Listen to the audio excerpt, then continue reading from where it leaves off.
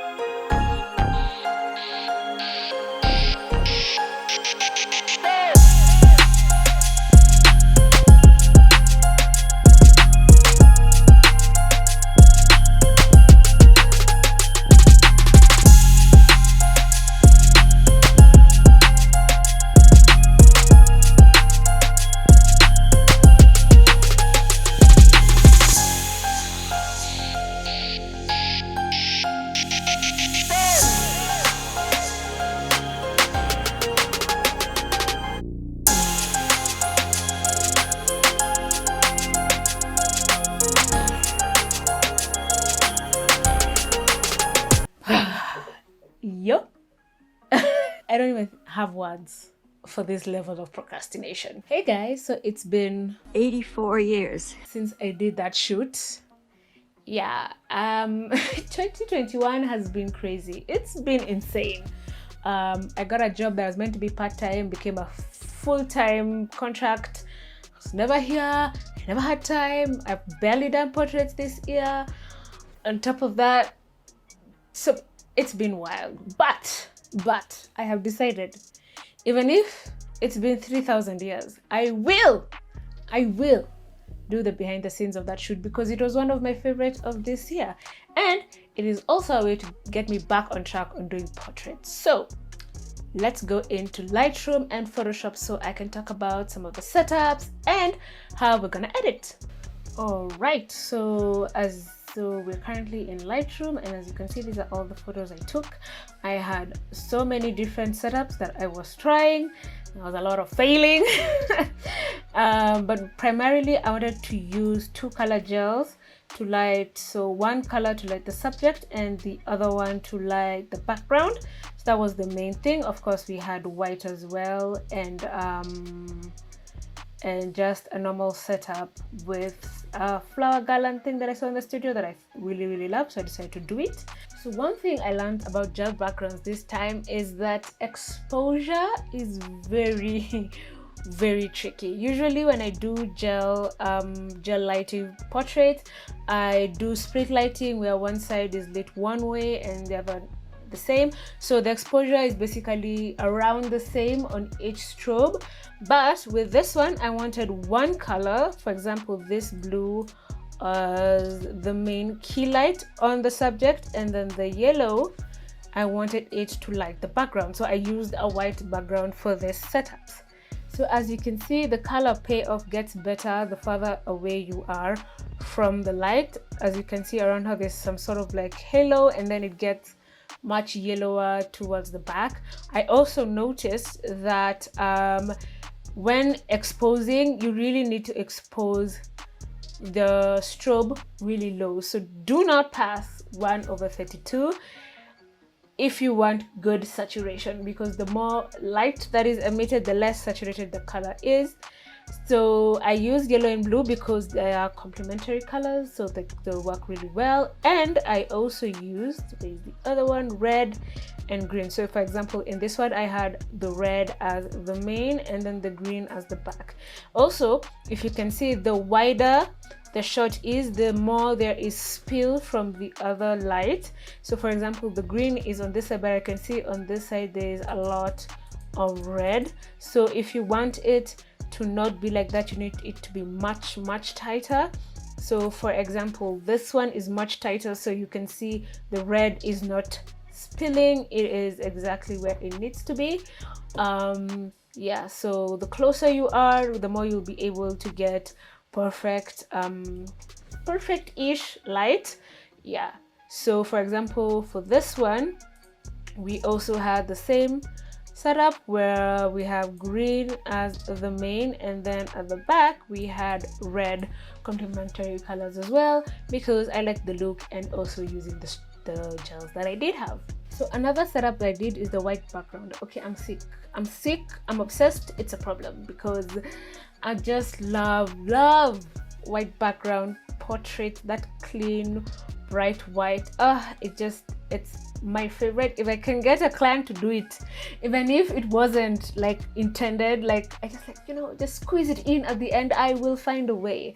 So for this one, the lighting setup was a key light, so I put it on the top, sort of like clamshell lighting, to try and get a more even light other than the usual Rembrandt. And then at the back we put, of course, a white white strobe. It's a white background, and I put a strobe behind her so that it lights up the background, so it is much brighter and cleaner. Another setup that I did, because the garland was there and I thought it would be fun, was this one. It's also pretty simple, did not do too much. Clamshell lighting as well from the top, so we had a clamshell light over here, trying to light both of them. And then for extra razzle dazzle, I put a strobe here and put a blue gel and a red gel. I was trying to get like a highlight on the side. As you can see, I got some here, and also here I got some red. I wasn't powerful enough, maybe it wasn't too close enough.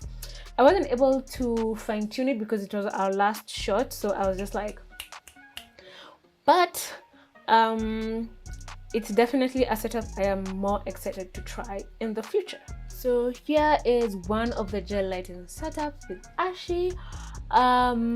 Now to edit this, I've already done normal editing, that is color correction, changing the exposure, some light skin editing. Yeah, so this is now, I've done majority of that. I'm not going to go through that. It's simple, it's basic. Now we're going to talk about the color, because this is where this photo is make or break, is how you take it from this to this. That is the goal. We want it to look more punchier, the highlights to pop more, and the background to not be as unbalanced. So the first thing is to use selective color. So here the main idea was to mess with the greens. So as you can see, the before it was much duller, so I've changed the blacks a bit, added a bit more cyan to give it a bit more of a pop. So in this, so it's the first, like, just the taste. You can do this many ways. I really just have so many selective color and hue saturation layers, but that's just the point. You're trying to bring out as much of the color as you can without making it look artificial, because if you do it too much, it starts looking a little artificial. So that was my first selective color. We go now to hue saturation. Here I messed with the greens again, changing the hue to be more appropriate to what I wanted. So as you can see, I changed the hue. I added much more saturation, so it would pop a lot more. But as you can see, the more you add, the weirder things get. So just be conservative, and then change the hue to where you see it fits well. So I made it a bit more green, like I added more yellow to it to help also with the skin tone, as opposed to more blue, so it's much more yellow. And that was the second layer. So I just kept doing this until it made sense. So for this selective color, it was red. Obviously I removed as much cyan as I could and added more red. So obviously the opposite of cyan is red, magenta is green, I believe, yellow, I'm not so sure, I'm not that bright, and black is just the saturation of the black. So I basically just played around with that until it made sense. This is all trial and error. You just keep moving the sliders around until something looks as you would wish it to look. So this worked really well.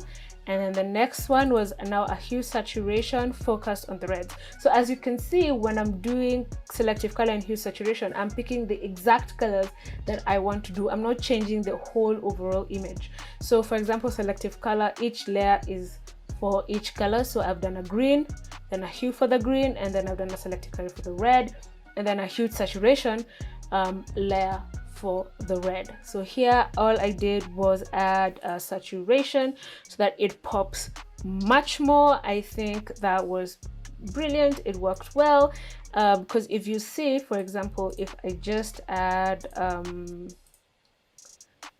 a hue saturation and change the overall saturation, it's just much harder to get that perfect balance that you're looking for, because you see it will work on both of them, and you don't want both of them to be as saturated. Like there's a difference in saturation, so it's very, in my opinion, much better to split them so that you can get the perfect saturation for each of them. So I would not do that. I will now do as I did. Now the other thing that really helps these kinds of photos is to try and paint in just a little more red to make the background a bit more solid. So you'd come here, you would select, you'd create a new layer. So create a new layer, go back to your original and then select the subject. So Photoshop does a pretty good job. I don't want it to be it doesn't need to be too precise, because what we're trying to do is isolate the subject so that when we're painting over, it's much easier and we don't, revolve it. And then now you create a mask. So once you do that and you create a mask on your layer, you would now just invert it so that the subject is the one that is not being seen. Next, you go to the paintbrush, you change the flow way down. I usually use about a 3 or a 2, sometimes even a 1. I don't want it to be too much. I just want it to be enough for me to see. And then use the eyedropper. Go and see the color you like the most, and most likely the mid-range color. It's not the brightest or the darkest, so somewhere in between. Hold on, I'm not on the layer. Okay, here we go. So somewhere in between is the sweet spot. That's the color now you get. And now that you go back to your brush at the flow of 1, increase the brush size and make it really large so that I don't get into the weeds with it, as this is all about being subtle. So make it as large as you can, and then go back to your layer and then just paint subtly. So not too much, just like a layer. See how that looks, go back, do it again, keep doing it until it makes sense. So as you can see, it has fixed, especially the dark corners down here where the strobe could not reach. It has really helped fix those problems without looking too much, because the last thing you need is to put like the flow at like 100 and then you paint and it looks like you just added a background at the back. So as you can see, when I did with the red, it is like a proper solid background, which is okay, but it's not the look you're looking for. You want to see a bit of the light leaks, a bit of the shadows. It just looks more natural and much nicer in my opinion, but to each their own. Another thing that I did to this photo, just like a last touch, I'm pretty happy with it the way it is. That's all the editing I did.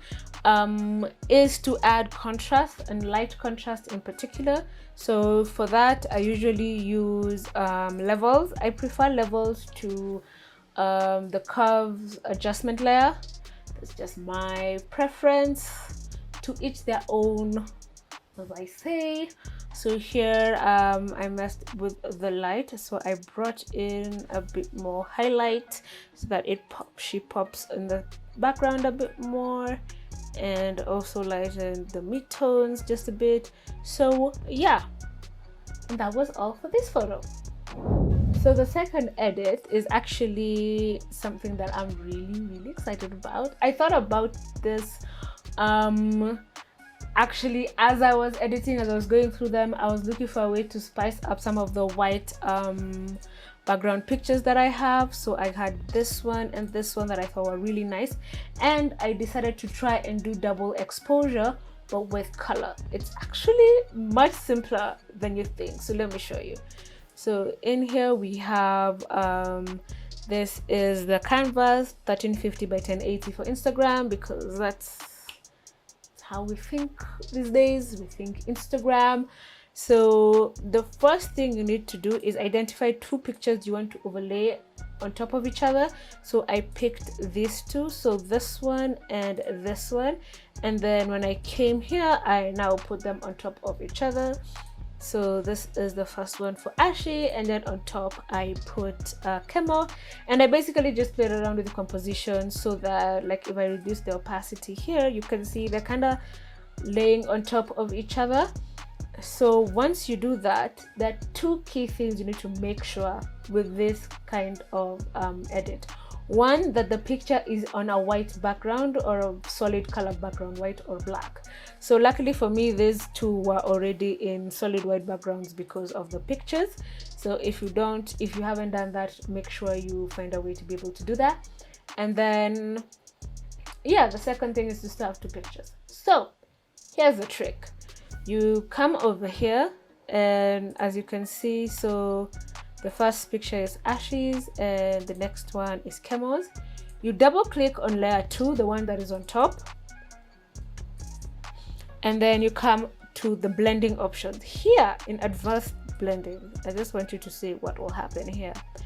You can see here we have the red channel, the green channel, the blue channel. They're currently all showing. If you want one of them to disappear, you uncheck it, and when you do that, this happens. I know, right? Psh, magic. So for this picture, I actually liked it like that. I wanted the blue and the green channels on, but you can play around and see what works for you. You can uncheck the green and have the red and the blue. You can uncheck the blue, have the red and the green. Just play around with it, see what works for you. But for me, I removed the red channel because I wanted that blue and red. I thought it was just gorgeous. And then that's it. Now all you need to do is to use the same tools that we used in the other ones to adjust the color and the saturation to get it exactly as you want. So for example, on the reds, add a bit more cyan, drop the black so it pops. No magenta, add a little yellow. Nope. Just a tad bit of yellow. And as you can see, that selective color has made it pop. Color in the shot. Basically just fine tune it, add more. Drop the blacks, maybe add a bit of yellow. Basically just play with it until it reaches a point you are happy with it. So it's a day later. My camera died and I was going to record the outro after I finished charging, then live. So this is me in my night dress just doing this, because if I don't, it'll be another year and we don't want that. We don't. So I hope you enjoyed this behind the scenes. I have another one coming to you next week. Surely that one must happen. It must happen. And yeah. Have a lovely day. See you later, bestie. Bye.